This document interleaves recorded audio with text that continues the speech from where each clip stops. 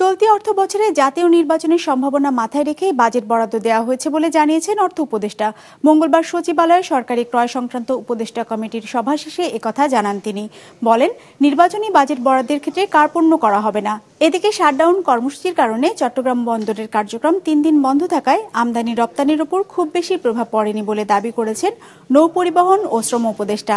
তবে আর্থিকভাবে কতটা ক্ষতি হয়েছে সেই হিসেব এখনো হয়নি বলেও জানান তিনি। আগামী 6 মাসের জন্য বন্দরের কন্টেইনার টার্মিনাল পরিচালনার দায়িত্ব ভিন্ন কোনো প্রতিষ্ঠানকে দেওয়া হচ্ছে বলেও জানান উপদেষ্টা। ওয়ালটন এখন দেশের সীমানা পেরিয়ে পৌঁছে গিয়েছে 50টিরও বেশি দেশে। ওয়ালটন, ঘরে ঘরে বিশ্বজুড়ে। নির্বাচনের জন্য অর্থ যা বরাদ্দ দেওয়া হয়েছে এবং নির্বাচনে অর্থ যা দেওয়া হয় সেটা কোনো আমরা কার্পণ্য করব না।